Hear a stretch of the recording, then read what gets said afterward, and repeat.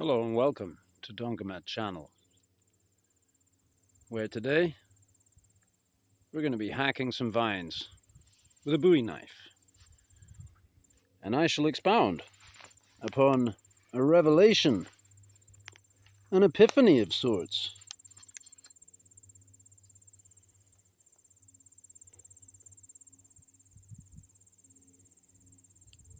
Regarding the guard.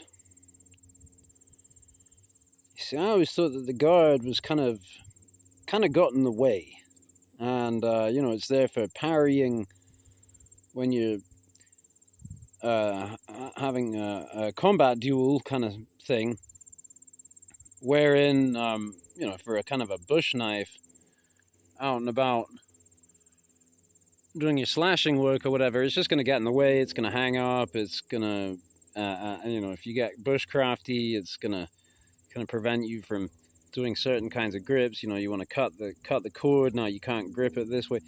You want to, for one thing, you figure out ways you can work around it, right? Like I was even carving and I was holding the knife like this, okay? And now that's not a very comfortable grip, but actually if you're carving down, like this, it actually gives you a unique stability in hand that you wouldn't get from a simple, say, a puukko or leuku grip. Wherein, it's not necessarily comfortable, but it can be highly functional. And then yesterday, I was out filming and cutting with this knife. Along the way, I started to intuitively figure things out about how to work with the guard. And then later, after filming, I kept going well after darkness, slashing. I had a pocket saw as well. I was just cleaning things up. And so what I realized is that when you're making a flick cut, let's say I'm making a flick cut like this, I mean, that worked fine.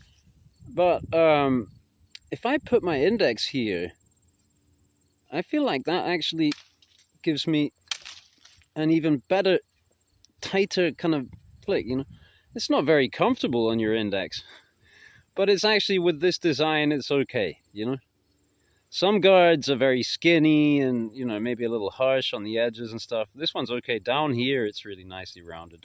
Up here, it's just kind of flat.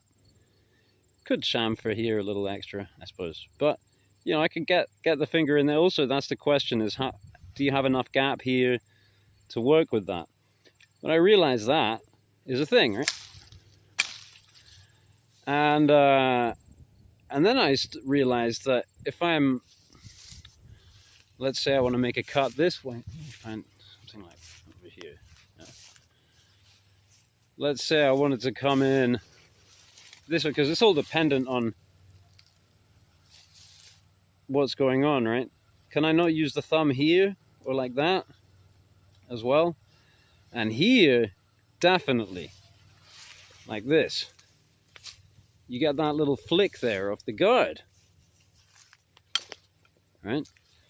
Because when you're doing this stuff, you have to follow the growth of the, if I just hit this like this, it just bounces, right? So I either have to hit it this way or that way.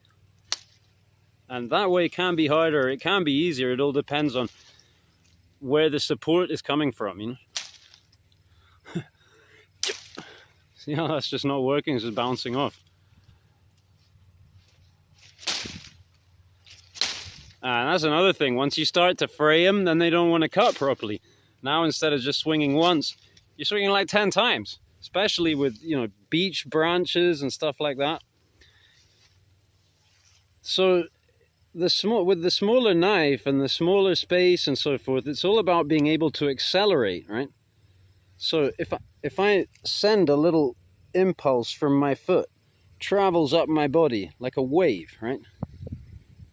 And then as it reaches here, my arm starts to swing, and then I put that flick in, right?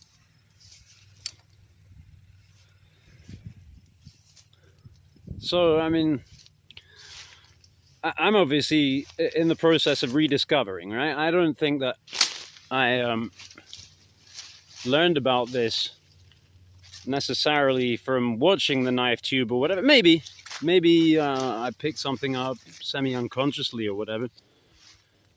But now I'm seeing like, well, that was the logic in this design, you know? It's called they call it a guard, but you could maybe call it something else, you know?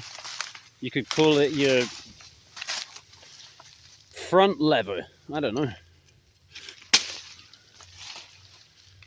So here we have a lot of this bittersweet, invasive Asiatic bittersweet.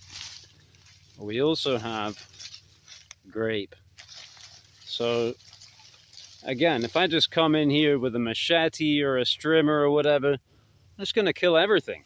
So what I want to do is, you know, favor the plants that I love and I want them to flourish, like this grapevine, and just trash this. And really is, see there, got some grapes. So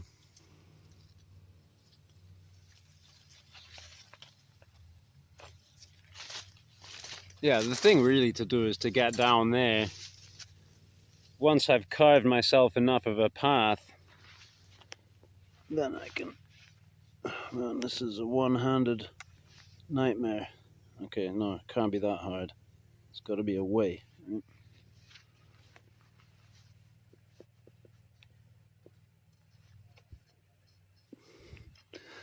Stop looking through the camera and just feel my way into this. Okay.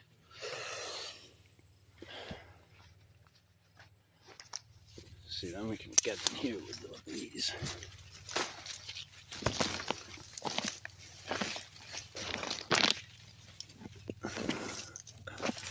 There, see, I recognize, I know what the stalk looks like.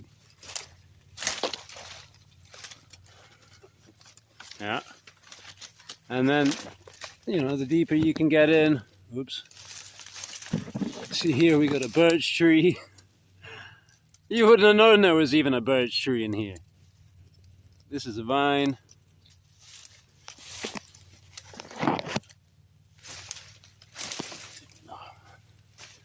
Again, you got, see, it's just bouncing and unsupported. You got to find the right angle. Hey, I see some ripe grapes. Well, overripe even. Turning into raisins here.